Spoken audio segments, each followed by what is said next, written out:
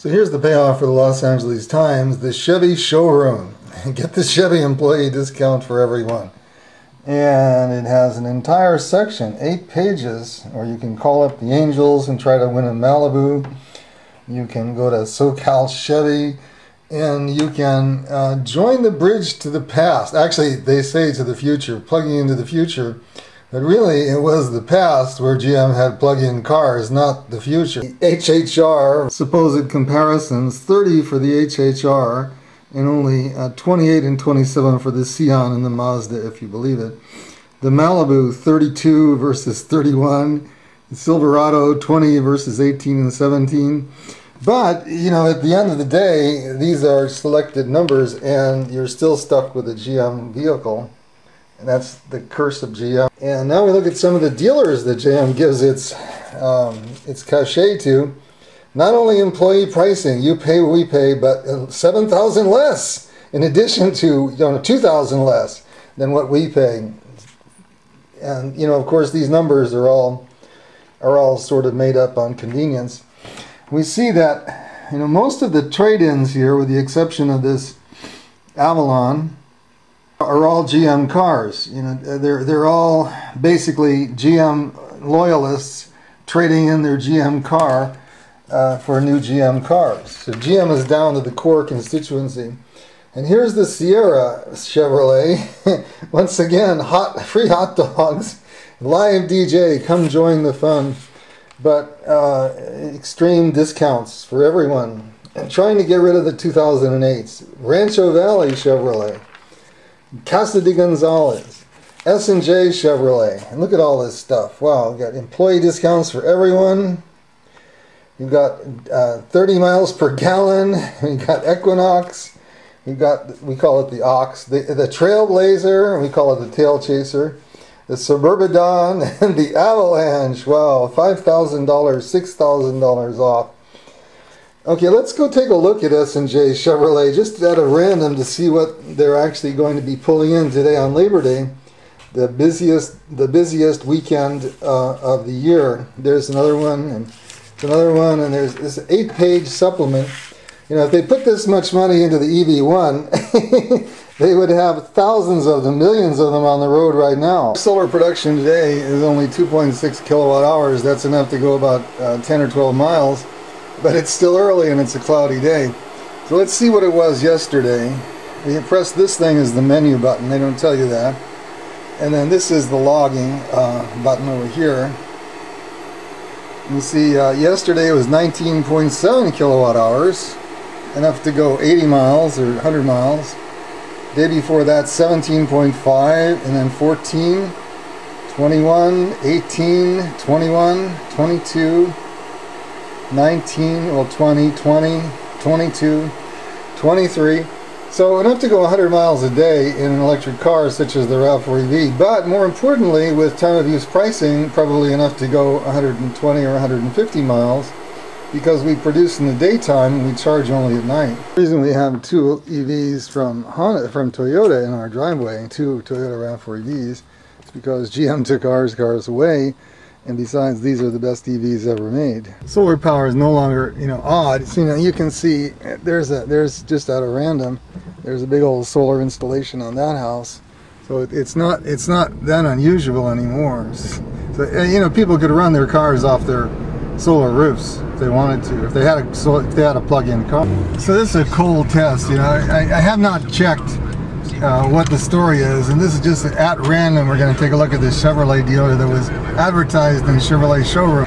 So we got a lot of flags and stuff around here, but now we're going to see what's over at the Chevrolet dealer. Now this says all the advantages.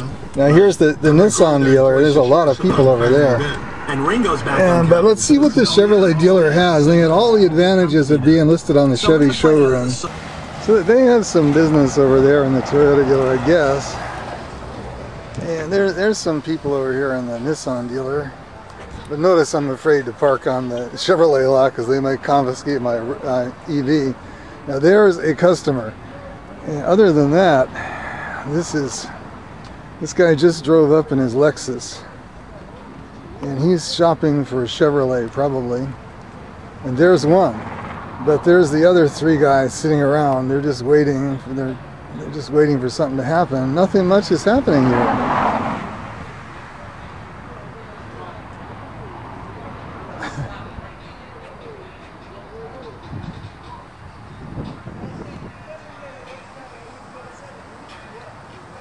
Well, there's some customers over there. You only have to sell one a day, you know, one or two a day. And this guy looks like he's looking for pickup trucks. That might be a customer.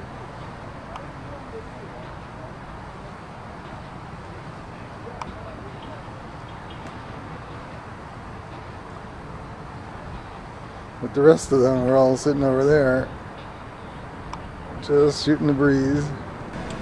There's some customers over there, and you don't see a lot of salespeople over here, if nothing else. You know, there's some customers, obviously, but we did find one customer, one lonely customer, and 3 salespeople over on the Chevrolet dealer. And we've got 45 miles per gallon at the Honda, and there's lots of business there. Let's see what there is at the Saturn dealer. This is the Saturn dealer that confiscated our electric vehicle. And let's see if they have any business whatsoever. Notice I'm afraid to pull in here because they might confiscate and junk my car, especially if it's an electric car. And we don't see a lot of stuff happening here. There's just about nothing happening here. There's all these flags and all this stuff, and there's no business. We see the Hummer dealer, the all-you-can-eat Hummers, employee discounts for everyone, but no business there, of course. So let's see, they got some used cars in here, Saturns and some Chevrolets and a Mini Minor and a Saturn and a PT Cruiser and a little Saturn, and there's some more Hummers, lots of Hummers. Now, that's the Hummer dealer, the deserted Hummer dealer. It isn't the fault of the people that actually make these cars that they don't have as many buyers as they need. It's the problem with the designer and the executives that there's some customers in Mitsubishi, and there's the Hummer. Let's see what it says in here. I don't know if I dare go in here because they might confiscate my RAV4 EV. We got the GM discount for everybody. And there's the Hummer dealer. Wow. No business in here, of course. This is GMC cars and trucks. There's the Hummer dealer. Well, there's one set of potential customers there. But there's a whole bunch of Hummers and pickup trucks and all kinds of stuff. Lots of big iron on this lot. Very few customers, if any. The Hummer doesn't have any flags, but they don't have any business either. And the Saturn has lots of flags, but they don't have any business either. And the Volvo is pretty deserted, as you can imagine. That's a Ford company.